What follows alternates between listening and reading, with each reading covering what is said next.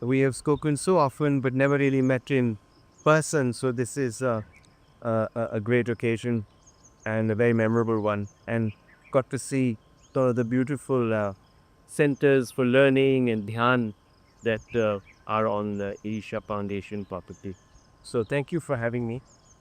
And we are speaking, of course, in the year of the Mahakumbh. How does the collective energy of millions of Indians uh, not only impact the national character, but also the individual spiritual growth? You've been to three Mahakumbhs. So how is this impacted you, and what about the national consciousness? See, when you say a nation's consciousness, we must look at this little more profoundly than just thinking, Bharat Mata ki Jai. That is there at one level. This was a nation before you recognized this as a nation. For thousands of years, people called this Hindustan or Bharat. Even when politically we were over 300, 500, sometimes over 600 political entities, but still we were one nation in the eyes of other people. You will be surprised that even today, both in Lebanon and Syria, there are thousands of women who are named as Hind, even today, okay? They're named after Hindustan, it's Hind. Because that was their dreamland, that was the place to go. Or maybe that is the place they came from and they never went back, so in memory, they are calling their daughters as Hind. So what is that entity, or if you want to call it as consciousness, what is that consciousness which made this land into one, though people followed variety of religious processes, variety of beliefs, variety of spiritual processes, variety of political establishments, in spite of that, what is that one thing? That one thing is this aspiration that is innate in every life. When I say innate in every life, if that snake was defying that, I'm sorry, but if you try to restrict an ant, it will do everything to become free. That guy got a little too comfortable with me and he's not going. Yeah, I was surprised that you were holding this green emerald snake. So, any creature in their own limited sphere, they want to be free. Nobody wants to be bound.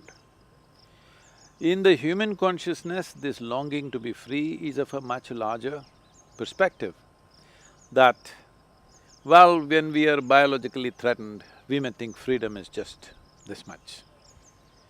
But once there is no biological threats of hunger, deprivation, war, these kind of things, our sense of freedom is we want to expand limitlessly. We recognize this not today, many millennia ago, that naturally a human being is longing to be free. But we are going in installments. But the ultimate longing is we want to become free from the very process of life and death. Because any process is a cyclical process. When we say a process, something is repeatable, it's cyclical.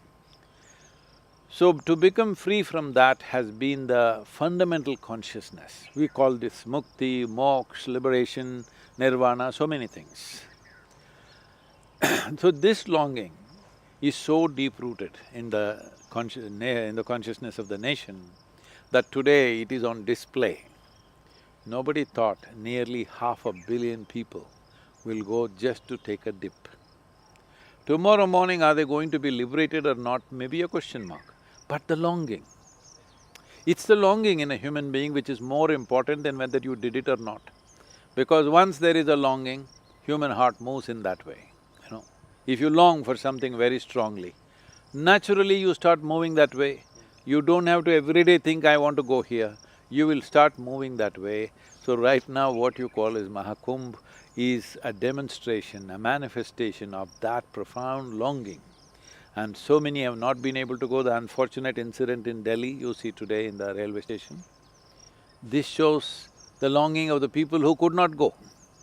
Unfortunate incident where deaths have happened, but it displays the longing of the people who could not go. If nearly 500 million people have gone, probably there's another 250 million to 500 million people who want to go, but economic reasons, health reasons, physical reasons and various other reasons.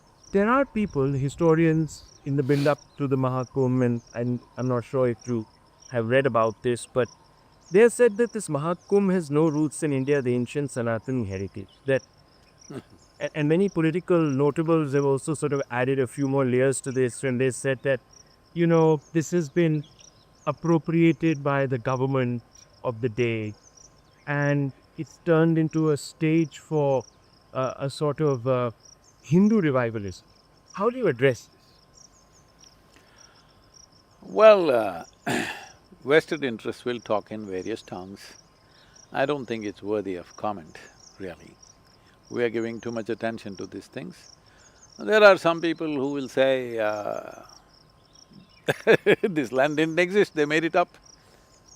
All right, what to do with those people? And maybe it's true geologically. If you go back many million years ago, maybe it is true. But these are vested interests who'll keep talking. I think, especially election time, people will talk so many things.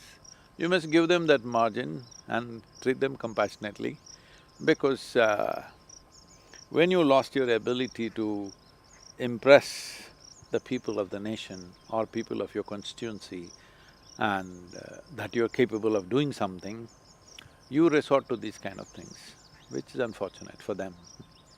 This talk of, I don't know, the history sort of bears this out, but historically, how far does the Mahakumbh take in our tradition? And are there references to it? I know that you yourself sometimes say that I'm not a scholar really of all the Vedas, etc. I haven't read them all. I mean, that's what you say. Not read any, not all. I've not read any, so I cannot be talking about it, but references go back as far as any written texts go. Everywhere there is a reference. Well, there is Surya Samhita which is talking about this in a certain way. And the incredible thing is, today of course, the government is seeing it as also an economic benefit for the state and they're propagating it, advertising it everywhere. You see in every print and television media, everywhere it is there. But just look back and see, 1,000 years ago, who was advertising? People still went there. Why? Because there is no knowledge about astronomical arrangements. This knowledge is not new for us. One thing we invested very heavily, long time ago, before others even knew whether the planet is round or not, they did not know. People did not know whether Earth goes around the sun or sun goes around the sun. Even now people are… some of them are still debating, all right? So when nobody knew much about these things in this civilization, we invested so much. And clearly we are describing, not only describing, we are talking about the exact distances that today modern measurements are showing, that it's almost pinpoint perfect. Many have accused the government of only wanting to sort of shatter records and make this big sell that, look, our faith attracts so many people. And people say that this has happened at the cost of even risking the well-being of the pilgrims. How do you respond to this? Do you believe that the government perhaps over-invested in selling the Mahakumbh rather than looking after the people who are going to attend, the devotees? Well, whoever is making these comments obviously has not been there. The level of organization and the way it's been done is beyond expectations, I would say, normally. We must also understand this is India, where people, if you allow them to drive, they will drive all over the road. They won't stick to their side of the road. Our sense of freedom is a little… Mukti is nice, but this is a little bit of a problem, because I think we got dislocated from the world for nearly 2, 3 or maybe 500 years. When we were under oppression, we got dislocated with the rest of the world when they were beginning to organize. Our organization went bad because we were under occupation and they were not interested in what happens to us. So because of that, we're still going through that. Even the railway station incident, the most unfortunate, and also what happened at the Kumbh. This did not happen due to lack of organization. People in their eagerness lost control over themselves. And I'm always seeing this could happen just about anywhere, in any function in the country, unless you manage them and you keep talking to them endlessly. And when there are people who are speaking 50 different languages, whatever announcement you announce in Hindi, we don't understand. You announce in English, most people don't understand. What will you announce in? They're going on announcing the police and the authorities. When I went there, I'm wondering why are these guys continuously talking on microphone and I don't understand a damn thing that they're saying. It just feels like noise to me, but they're trying to manage. But whom? In that crowd, there are people who don't understand the language, including myself. So, this is not a simple thing, it's easy to make comments about this, but the organization and the arrangements, well, you can compare yourself to some other country and say in Europe it's like this, in America it's like that, but they don't have the numbers that we have. And they never have the kind of emotional upsurge that our people have towards something. Caste, we took to in some ways, and we organize ourselves in various castes. Now, it's obvious that to Sanatan dharma, caste is the single biggest threat. And do you believe that the politics that is so imbued with the logic of caste, which is so centered around caste, Sadhguru, do you believe that this elevated caste consciousness that is sort of constantly flagged by political parties, is it eroding the essence of Sanatan? See, caste is not the threat to Sanatan, caste discrimination is. Human societies always find something to discriminate against each other, unfortunately. Because we have not done enough work on human consciousness. When we say consciousness, let me put this into context. See, when we look at the physicality of who you are, that's your body, this is my body, 100%. If you talk about the mind, this is my mind, that's your mind. Here and there they may overlap, but this is my mind, that's your mind. So when we talk about consciousness, there is no such thing as my consciousness and your consciousness. Consciousness is that fundamental in life, which is one big happening, you captured some, I captured some. So, in terms of pushing a society towards being more conscious means to become more boundaryless. Body means boundary, mind means boundary, emotion means boundary, memory means boundary, but consciousness means no boundary. So when we say caste, caste system was an arrangement for division of work, which over a period of time suddenly a goldsmith thinks he's superior to a blacksmith. Though we can live without a goldsmith, but we can't live without a blacksmith. But somehow it gathers this kind of thing. This is a happening which is over thousands of years, discrimination. What was a difference became a discrimination. So, it is a social phenomena, it has got nothing to do with Sanatan. It's a terrible phenomena, it's as good as apartheid if you look at it, or as bad as apartheid, I'm sorry. That by birth, who you are and what should happen to you, what should not happen to you is determined, which is a terrible thing to do. So essentially, we want to move towards a society or a nation where we don't care who your father was, we only care who you are. This may sound very offensive to a lot of people, my father was this. Whoever your father was, we respect him for that. But with respect to you, with relation to you, who he was should not be something that you benefit from or you suffer from.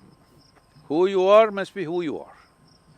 So this is a society we want to build, this is a society we always had in this land, but over a period of time, people made differences into serious discriminations where unfortunately even today in our villages the discrimination is stark and painful. very, very And painful. it affects life chance. It… So- oh, it… So it there are just people puts you in who a say, pit that you can't get out of. and our constitution, of course, provides for this affirmative action, and that the state must provide for the most backward, etc., must give incentives and so on and so forth. Now there's a new debate, and that debate is, No, let me explain this context. I know what the question is, but what I'm trying to tell you is, see, when you want to bring equality among the citizens of a nation, first thing is there any discrimination by law? I think we've settled that largely. There are a few things which we are fighting for, but rest of it we have settled. So by law, equality has come. Social transformation needs to happen, which a government cannot do. Government can set some norms, but government cannot change your mind. Your mindset cannot be changed by the government. This has to happen with education, with integration, economic development, more than anything. See, wherever people of whatever caste group they were, in their village they were discriminated, they moved to the city. Most people don't know who their caste… what their caste is, nobody ever bothered to even ask, all right? Here in the Isha Yoga Center, there's so many people, we don't know what religion they are, what caste they are, we never asked, as long as they're focused on what they want to do. So, this discrimination that's gone on, instead of attacking the discrimination, you're trying to attack the difference. Let me tell you the positive side of the caste system. The caste system, the moment I say this, there are a whole lot of people who are going to pounce on me. I was also a bit surprised. Yes, I'm Positive? saying, see, this is the only social security we have had. I'm telling you, in everywhere, even now, it's happening in the villages. When my grandfather was there, anybody from our caste, children from remote parts of the country, they want to educate, they can come, he's built one chowdhury, they can stay there, they're given food, they're given clothing, they must study. Only thing is they must study. They put one warden who will make sure they study. But only for his caste, all right? We are doing similar things without asking anybody's question, caste or religion, that's a different matter. But he was doing it that way because that was the social security. So the Prime Minister came up with an interesting slogan before a series of elections that took place, and he championed the "Ek hand wo safe hai" slogan. You might have heard it. There was a big reference and a campaign launched around it, even in Maharashtra and then subsequently in other states. Now, there had been a reaction. I'm not particularly making this political, but others also have said, oh, this is an attempt at building a monolithic Hindu identity. We must which build goes a against- monolithic Hindustan identity or Bharat identity. Yeah, well, they say that this is an attempt at making a… You see, he's only playing to the Hindu gallery, and he wants to create a monolithic Hindu identity, which basically militates against the inherent pluralism in Sanatan dharma. So what is your interpretation of this? See, I don't like the word monolith because you'll be a rock. A rock doesn't go anywhere, all right? A rock doesn't go Story anywhere. of this rock. The story is, because when we built this meditation hall, which is called the Spanda, I wanted a big rock here, but we had no rocks anywhere around. So we had to transport it over 250 kilometers, it's 135 tons. And without any great technology, with just oil jacks, they brought it here and landed it here. So It is stunning in its monumental sort of, this voluminous thing. It's so solid, it's actually quite beautiful. it is. But yes, you were making a point, I didn't mean to take you off. So I'm saying, I don't like the idea of monolith when it comes to populations. But if they're using the word monolith as a unity, I think Bharat should become a monolith of citizens of Bharat. What they believe in, what they don't believe in, what they practice, what they don't practice, who their father was, who their grandfather was, or they didn't have one at all, I don't care. Today, the citizens of Bharat, in their language, must be one monolith. In terms of geographical And national sovereignty issues, ek hai to safe hai, is fantastic. Yeah, but the point with this is that this I is what they understand. say. They're Say trying it to… from group. Huh? They say, ek hai to safe hai. Safe from who? Who are you trying to say you're No. safe from it if you unite? So this is what they are saying, that the Prime Minister is trying to other minority. Whatever.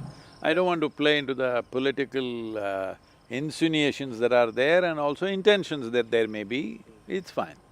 All I'm saying is, then who's asking from whom? Don't understand how a nation survives. Why do we have a million-strong army? Why are we investing billions of dollars into military equipment and military stuff? Why?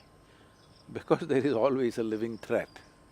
We are not still living in a world where we can all hug each other and be done with it. Yes. We are not in that kind of la-la land. So, it is very important as a nation we are one. So, to bring that, anything that comes in the way of that should be brushed aside, it doesn't matter who says what. Today somebody desperately wants to win an election, they may say whatever they want. But as a nation, the people of this nation must decide that we must understand as a nation, we are definitely ek hai to safe hai. If we don't do that, we will be very sorry. Rise up.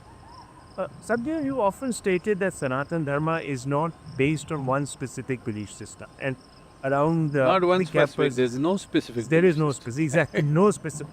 I stand corrected. That's very well put, actually. And I see it. Here, there are so many different symbols, there's so much pluralism.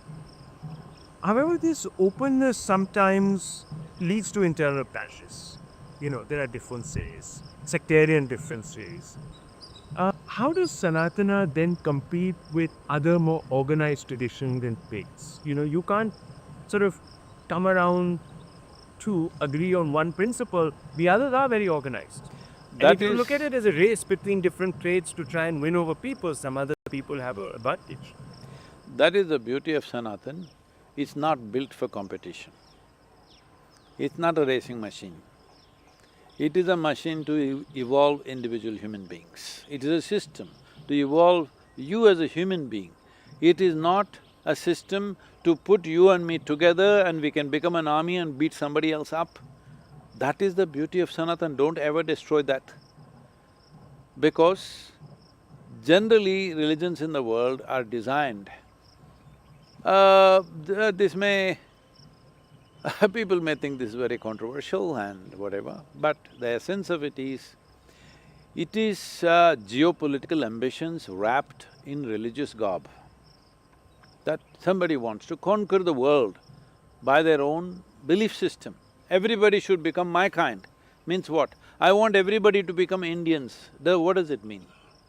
The whole world, including the Eskimos, should become Indians. What does it mean?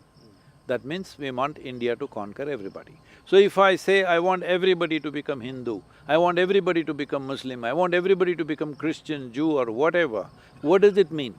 It means a conquest. And well, the symbolism of sword and stuff is always there, nobody has even bothered to hide it, it's very open. So, leave that alone, the important thing about this is, where are we going as a humanity? As nation, we have troubles. Now, whatever these people are talking is relevant to some extent because it is true, there are certain threats and whatever, you've seen things happening in our neighborhood. And we know, we have… though your generation might not have felt it so much, we have seen… I am not alive at that time, but I know people who went through partition and their experiences were narrated in such poignant way to us when we were children. It was, it shook us from inside. What happened? Not a simple thing. What happened in the name of partition? Partition was not just division of property. It was a loot and rape of a civilization where people from here are going there, people from there are coming here, trainloads of dead bodies, women and children, oof, you can't even talk about it. That kind of horror. So somehow we put it behind, we should put it behind, we shouldn't try to carry that bitterness in our heart.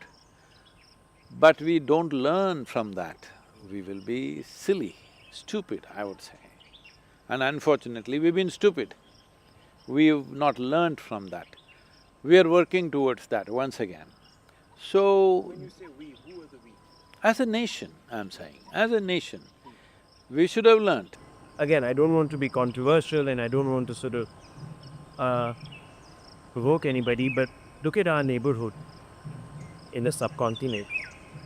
There are aggressive nations who, as you said, always look at things in binary terms. So, I mean, how do we protect as a majority here?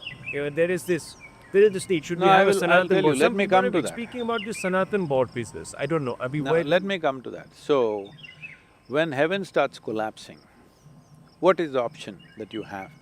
Naturally, you look for solutions here. If you look for solutions here, Sanatan is the only way. Only thing is, you have to present it in a little, what to say, you take away the cultural aspect of it and present the truth about it. When we say Sanatan, we are saying something that's eternal. Can something be eternal without being all-inclusive?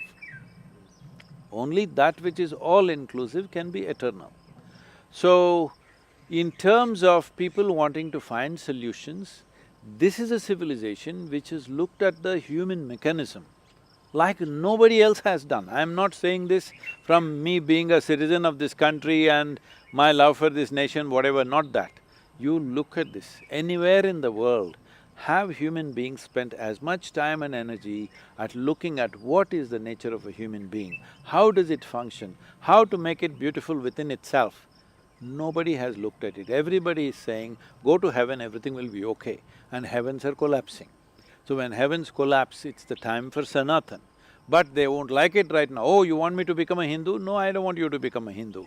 I don't want you to become anything. That is being Sanatan, that I became nothing.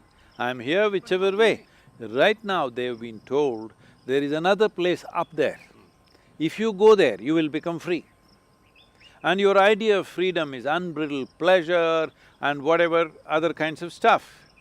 But essentially, you ask any human being, as a human being, does he want joy in his life or misery in his life? Does he want freedom in his life or bondage in his life? He wants freedom. But right now they've told you that is the only place where it will and be. unfortunately what… So I'm in saying reality that place is collapsing in people's minds, you need to understand that.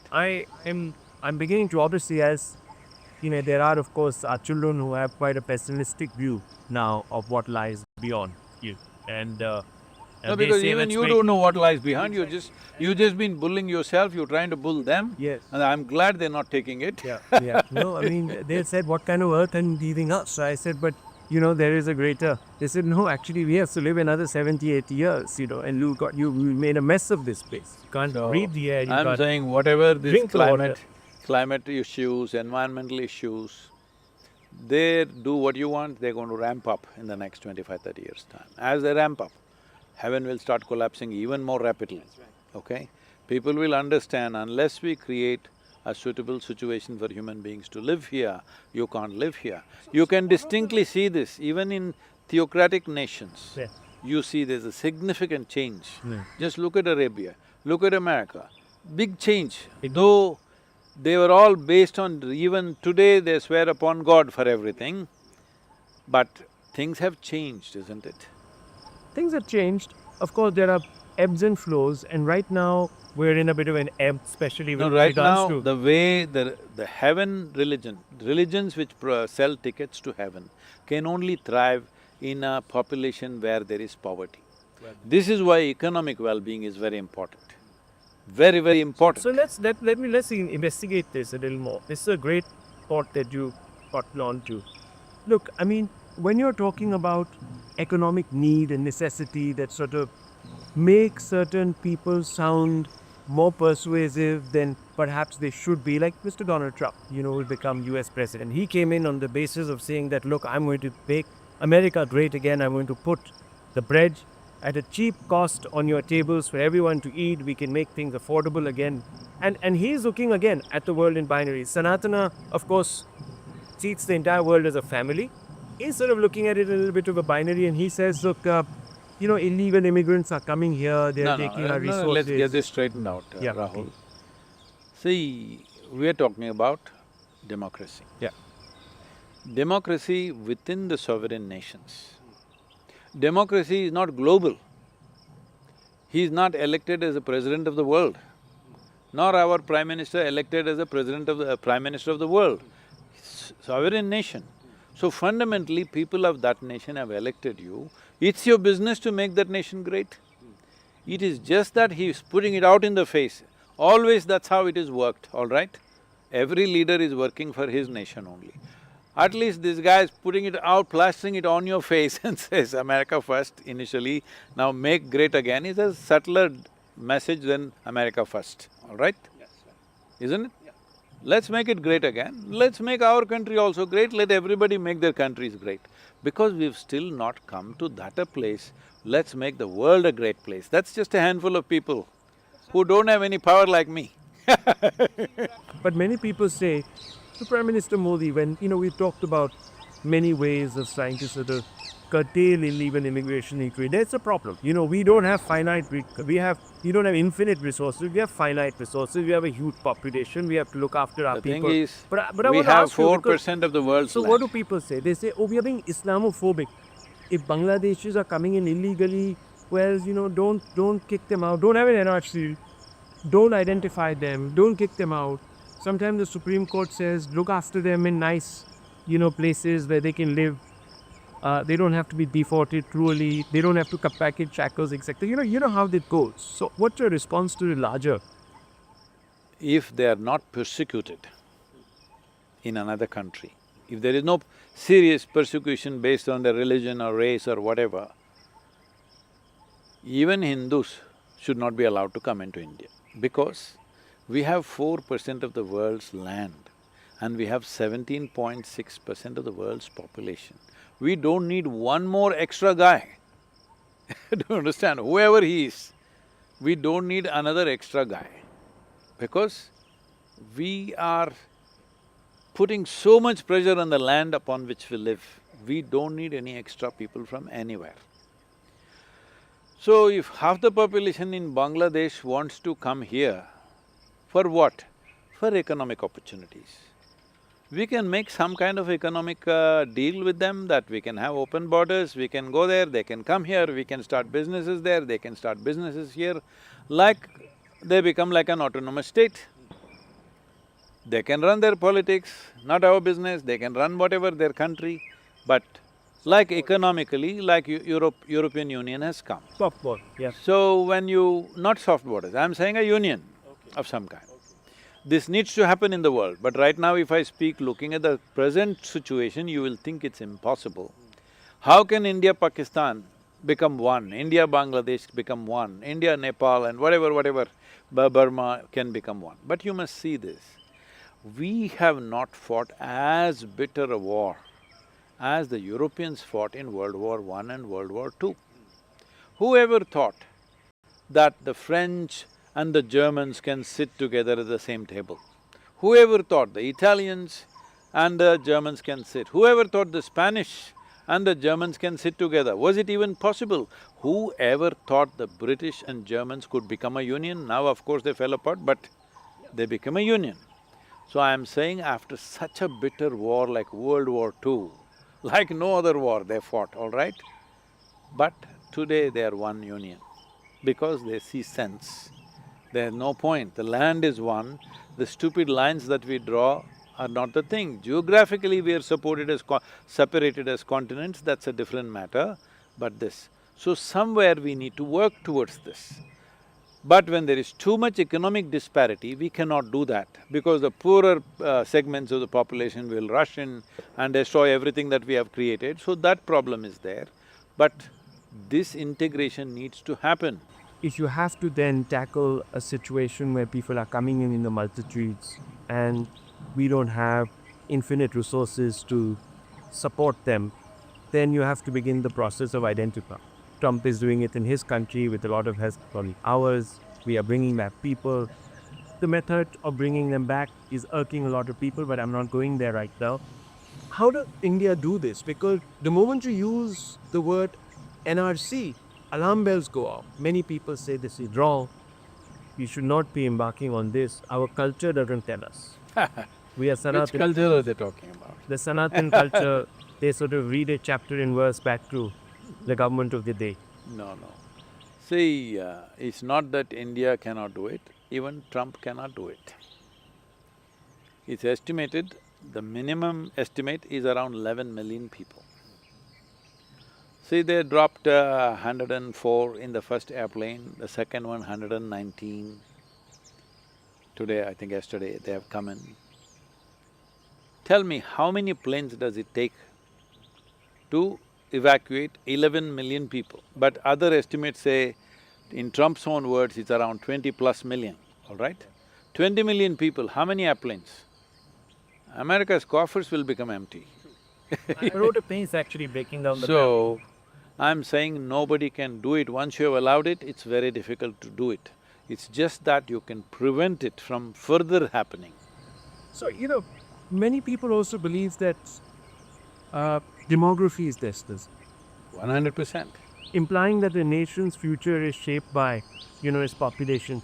With declining Hindu population in certain areas, and there is constant talk, and people go out with census data and they tell you see this is a matter of concern, and there are some responses, of course. There is, of course, what is known as the displacement of populations because of immigration, and then they say that there is replacement happening within our country, which is again inorganic, and that is happening because of conversions, that we need anti-conversion laws and so forth. And you know that those, when the moment a state comes up with an anti-conversion law, many people hit back and say this is unacceptable. This is communalizing your response. See, what an individual person does or wants to do, whether he wants to go to this heaven or that heaven, I leave it to him. But when you see a strategized approach which is supported by outside nations or outside organizations which are funding, then of course you have to put your foot down somewhere, which is what we're trying to do, the government is trying to do and many other organizations trying to do. But the important thing is, as I said, is economic development. When people are poor, money is heaven, The promise of heaven is there, more than that today's money, today's food, today's whatever needs that I have. So, when we have failed to provide for our own people, and we've also discriminated against them or whatever reason, and now people are trying to put a plier in that and further discriminate so that it can never come together, that effort is going on. We should not allow that to happen, but definitely economic transformation and to some extent a social transformation needs to happen. We cannot say it is not happening, it is happening. Is it fast enough is always the question. About people moving in from outside and taking over lands and stuff, well, in some of the states it's a serious concern, I'm sure everybody is aware of that in the country. But a lot of people think it doesn't matter. No, this is what I said, one more partition should not ever happen. Integration should happen. See, even in 1971-72, when the East Pakistan got transformed into Bangladesh, in which, whether we want to admit or not, we had a very, very significant role to play in that. Even then, at that time, the partition was only 24 years old. What was the reality there? The partition didn't work.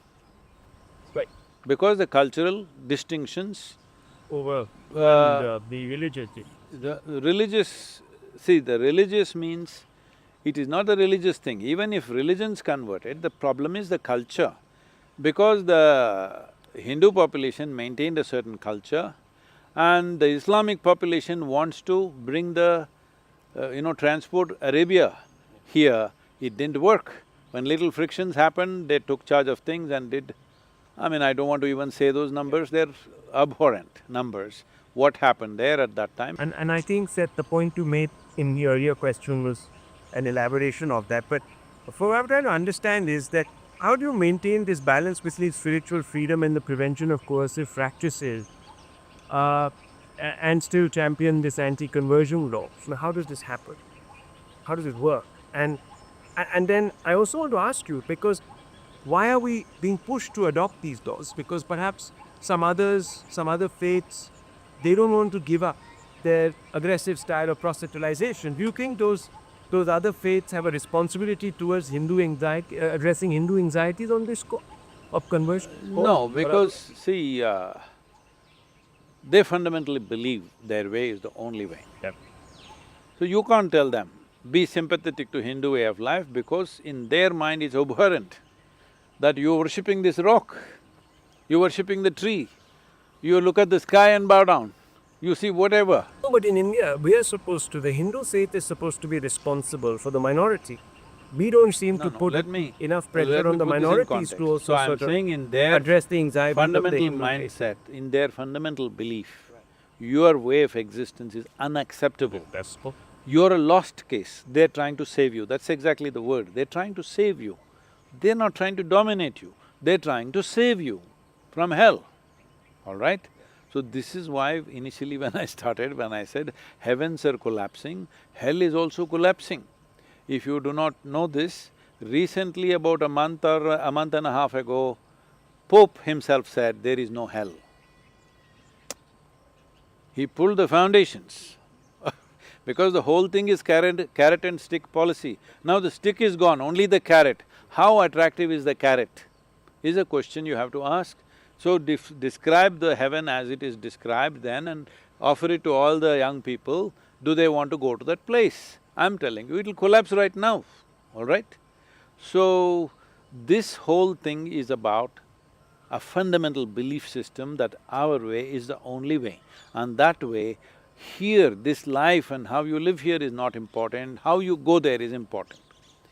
So Sanatan is about living here, how to live within yourself in a fantastic way. So, will this win? It will definitely win. Only thing is, we must have the sense. When I said, you must remember, you might have seen this controversy, when I was at the UN, I said, yoga is not Hindu. If yoga is Hindu, then gravity is Jewish. Oh, you know where I got the maximum reaction from? From the Hindu right wing, because they don't understand. They don't understand we are talking about Sanatan. Sanatan means universal. Universal means all-inclusive. Eternal means all-inclusive. Now, if we don't understand the cultural trappings we add to a fundamental, profound way of looking at life, people will not buy your culture. But the profoundness of what it is, definitely everybody wants. The whole world wants Sanatan, believe me. But you need to redress it. See, you're a Sanatani, look at you, how you're dressed. I am still like this, you changed. You're looking like an Englishman, you're not shaved clean enough, but you're trying to look like an Englishman. It's okay, I'm saying. It's okay. For a presentation, you change your garb, but nothing in your heart changed. So this is important. Sanatan means a universal, eternal process. When we say dharma, let us understand this, we never talked about dharma as a religion. We talked about dharma as a law. But you must also understand, when Jayalalitha brought anti-conversion bill, it shouldn't have been called that way, because the law only said if more than 10 people convert in a given village, you don't stop them, you must report to the local collector, the district officer. What's wrong? The demographics of the place is changing, the authorities must know who is who. For that they protested. You know where they protested? You don't know where they protested? They protested in Washington, D.C.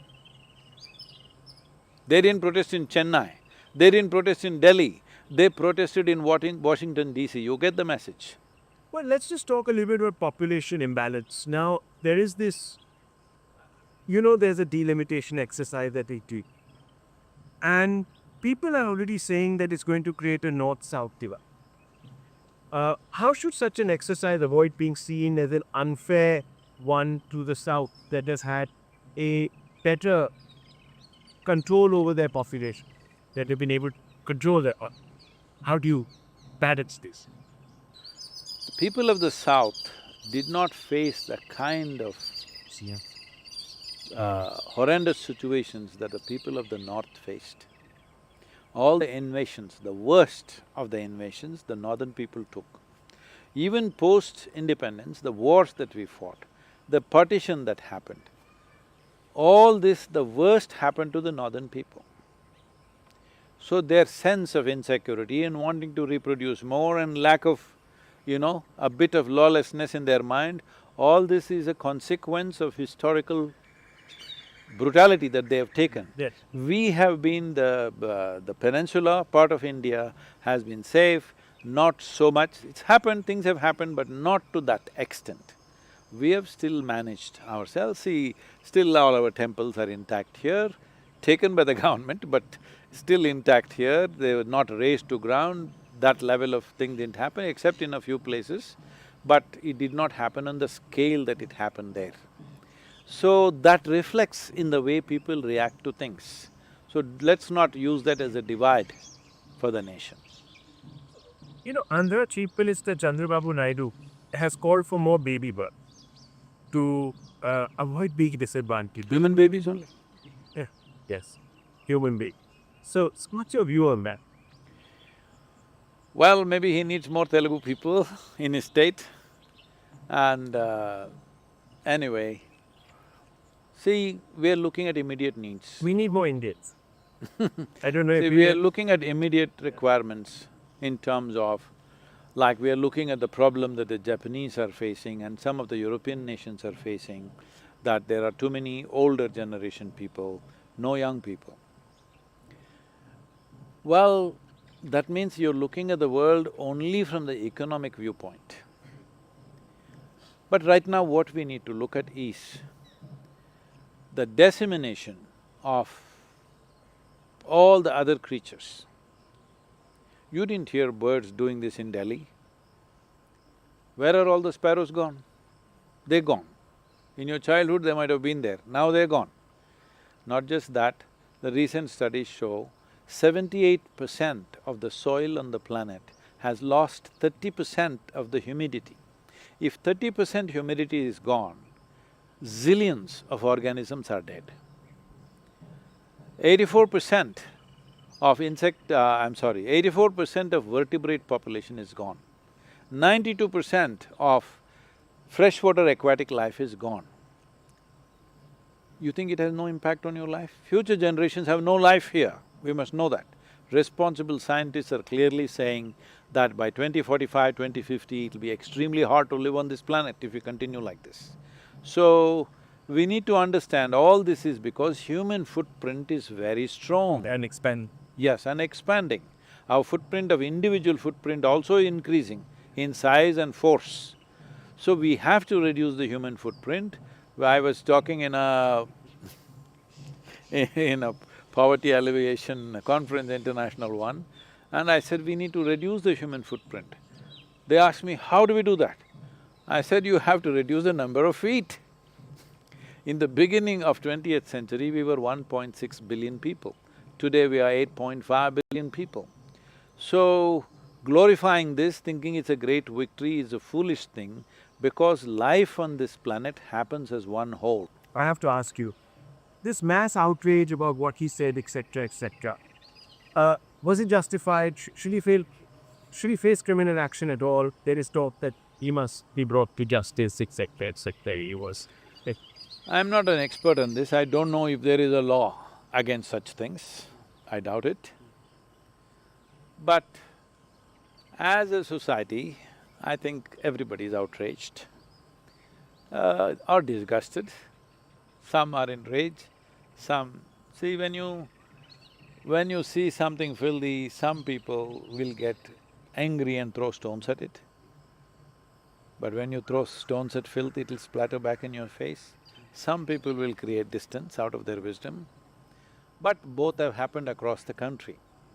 And probably, in many ways, across all human beings. Because this is not… See, unfortunately, this… I will use the word very consciously, these kids, because this is American style, you're 35 and you're a kid, all right? It's a crime. If you're 18 and you're still a kid, it's a crime for me. When I was 18, I was thinking of how the world should be, all right? You're 18 and you're not a kid because you have the power to vote and you have the power to drink alcohol, you have the power to drive a vehicle. You're not a kid. But this has become the fashion, you're 25 and you're a kid, you're 35, you're a kid, you talk irresponsible things and it's all okay. What is wrong in saying something? Don't we have freedom of speech? See, in this civilization, we have given enormous value to Vak. It's called Vak Shakti. What you speak has the power to shape the world, all right? Or has the power to distort things. Today, we are in a world where these people can make such statements and reach the whole world. The question is not about right and wrong, the question is about appropriateness. How you behave with your parent is not about right and wrong. What is that your father or mother, what do they have, what rights do they have beyond you? You can talk like this. I am also a human being, you're also a human being. You're just a few years senior, so what the hell? You trying to rag me by telling me what I should do, what I should not do? You can talk this language, but it's about appropriateness, because 90% of what a human being is learned behavior. And if you do not respect those who are before you, that learned behavior will get distorted and you become like this. Yeah, you talked about the human footprint going steps in debilitating to the environment, but it's also now beginning to have an impact on our wellness. And a lot of it is because of, this social No, media. that is a great gift, don't blame that. No, I'm okay. So that's a good point that you're making. That distinction is very important. And therefore, I want to ask you, it's what goes through this, what we put in there, that is a problem. So should there be stricter regulation about what goes in there, which we consume through this wonder device? See, that device is now advancing into what we are calling as machine learning or AI or whatever. Yeah. So I think it was very appropriately pointed out recently in Paris and whatever, that they are saying AI is not the danger. Who programs it is the danger. Whatever we teach, what is the input, that multiplies. This is just like raising a child. What you put into your child's mind and how they grow up will determine what kind of world we have tomorrow. So now, between parents and children, there is that boundary, that there are some things you don't cross. So, I mean, there are people who have assaulted their parents, there are people who have killed their parents for wealth and other things and whatever else. What is wrong? What is wrong? My father was doing wrong things, so I did this. That's not the point. We kept those things a little away because the human life is not dropped from top. See, if you were born as a tiger, you could kill your father tiger because what has he taught you? Nothing much, everything is by instinct, you know. But these kids, grown-up kids who never grew up, they need some growing up. How the country decides to do it, how the society decides to do it is up to them, it's not for me to say. I don't believe in punishing people, I believe in transforming people. They definitely need some transformation. Somebody is giving death threats to them, that's not needed. But it may be, I don't think they intend to kill them, they just want to terrify them a little bit. Sadhguru, thank you. Thank you very much for traversing a variety of subjects